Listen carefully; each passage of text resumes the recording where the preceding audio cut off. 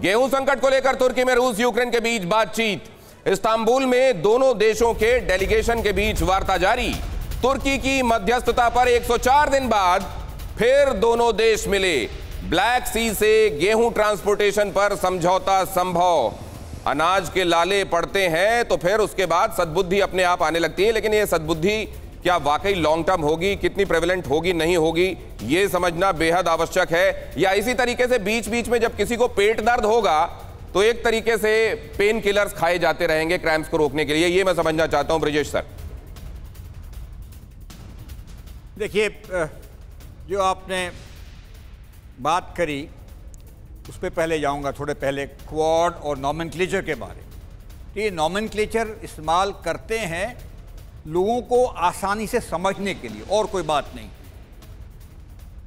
दूसरी बात, ये जो गठबंधन बन रहा है मिडल ईस्ट के अंदर, हम भी उसको कहते हैं, एक नाम दिया है इंडो एब्राहम्स फ्रंट, जिसके अंदर 4 देशों के अलावा शायद सऊदी अरेबिया और इजिप्ट का भी सहयोग होगा। लेकिन ये अभी कंसेप्चुअल स्टेजेस में है, बातचीत चल रही है। और इस इनिशिएटिव को लेकर के जो बाइडन अभी 5 देश के दौरे के लिए आए हैं। एक बात कही गई अपने मित्र द्वारा, सहपाठी द्वारा, तेल की कीमत का ज़्यादा होने से फ़ायदा सिर्फ रशिया को था, वही उसके वॉर को फाइनेंस कर रहा था। तो तेल की कीमत को कम करने की इच्छा और उसके ऊपर बहुत ज़्यादा प्रभाव सारे देशों का है, क्योंकि सब लोग उसके लिए पीड़ित हैं।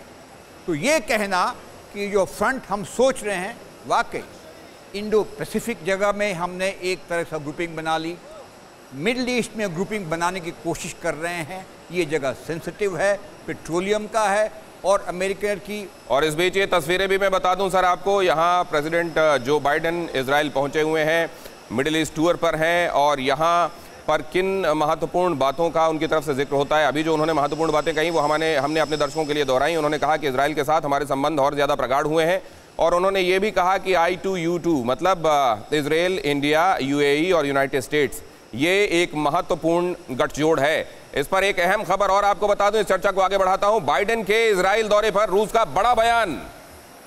बाइडेन का मिडिल ईस्ट दौरा एंटी ईरान गठबंधन, रूस ने कहा है।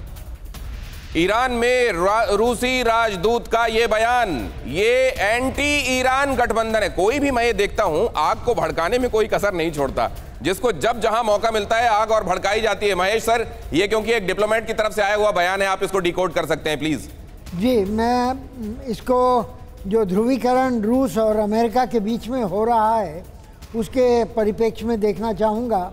लाइनें खींची जा रही हैं और मध्य पूर्व को एक तरह से विभाजित करने की अपने जोन ऑफ इन्फ्लुएंस में कोशिश की जा रही है, और इसकी यही परख है कि एक तरफ बाइडन आ रहे हैं सऊदी को मनाने, और दूसरी तरफ पुतिन तुर्की और ईरान से अपने समीकरण अच्छे करने के लिए आ रहे हैं। तुर्की का संबंध रूस के साथ थोड़ा सा गड़बड़ रहा है। कभी तो वो यूक्रेन को अपने ड्रोन्स देते हैं, कभी वो फिनलैंड और स्वीडन को नाटो जाने से रोकते हैं, कभी वो सीरिया पर हमला करने के दाव खेलते हैं, और उसी तरह से रूस के साथ वो, जैसा आपने कहा कि गेहूं भी व्यापार में लाना चाहते हैं। तो ये सब चीज़ें जो हैं ये कई समीकरण। तो क्या ये कंफ्यूज स्टेट है सर? ये कंफ्यूज स्टेट है या इसी में असल में स्ट्रैटेजी है? इसी में एम्बिग्विटी में स्ट्रैटेजी छिपी हुई है, ये भी मैं आपसे समझूंगा। लेकिन उससे पहले एक अहम खबर बता दूं, बाइडेन के इजराइल दौरे से ईरान में खलबली। ईरान की आर्मी की बहुत बड़ी तैयारी का खुलासा। 5 नई मिलिट्री यूनिट्स की तैनाती की तस्वीरें सामने आई। ड्रोन के जरिए इजराइल पर पैनी निगाह रख रहा है ईरान। ये जरा समझना आवश्यक है यूके देवनाथ सर, क्या ईरान इस मामले में इजराइल पर भारी पड़ रहा है? तैयारियां, कैपेबिलिटीज के हिसाब से कौन कहां स्टैंड करता है सर? देखिए, इसमें कोई शक नहीं है कि इजराइल जो है वो इलेक्ट्रॉनिक्स और हाई टेक्नोलॉजी में ईरान से बहुत आगे है। लेकिन ईरान की जो ड्रोन टेक्नोलॉजी है वो विगत 2 वर्षों में बहुत आगे पहुंच गई है। हमें भूलना नहीं चाहिए कि अभी ही पिछले हफ्ते ही ईरान ने रूस को 400 ड्रोन और यूएवी देने की एक पेशकश की है। इसके साथ ये भी देखना चाहिए कि यमन में जो हुती विद्रोहियों का युद्ध हो रहा है उसमें ईरान ने अपने ड्रोन्स को इस्तेमाल किया है और सऊदी अरेबिया के ऑयल प्रोड्यूसिंग इंस्टॉलेशंस में सक्सेसफुली ईरानी ड्रोन्स की मदद से हमला किया है। इसका मतलब है कि ईरान के पास जो टेक्नोलॉजी है वो शायद दुनिया में बेस्ट ना हो, लेकिन सेकेंड बेस्ट ड्रोन टेक्नोलॉजी है और वो इसकी मदद से अब अपने जो रिकॉग्निशंस ड्रोन है उनकी मदद से वो आसानी से इजराइल के ऊपर रिमोट सेंसिंग करके नजर रख रहा है। इजराइल इलेक्ट्रॉनिक्स और एवियोनिक्स के मामले में ब्रजेश सर ने शुरू में ही आपको बताया था कि उससे काफी आगे है। कौन कहां कितना आगे, इस सवाल के बीच में सबसे बड़ा सवाल यह है कि यहां से तनाव क्या शांत करने के संदर्भ में भी कोई बात होगी या जो भी जाएगा वो दोनों ही तरफ, मसलन इजराइल गए हुए जो बाइडेन हो या ईरान जाने वाले पुतिन, थोड़ा थोड़ा मिट्टी का तेल आग में और डाल के आ जाएंगे। ये हम समझना चाहते हैं। निनाद सर देखिए, दोनों ट्रिप्स बहुत महत्वपूर्ण है। फ्रेगमेंटेशन हो रहा है, टुकड़े टुकड़े हो रहा है दुनिया का जियोपॉलिटिक्स, और उसमें मेरे को ऐसा लग रहा है कि ईरान एक ही मुद्दा है, क्या ईरान अपना न्यूक्लियर वेपन हासिल करके रहेगा कि नहीं। अगर वो हासिल करेगा तो इसमें कोई शक ही नहीं है कि वॉर होगा। इजराइल नहीं वेट करेगा, सऊदी अरेबिया नहीं वेट करेगा।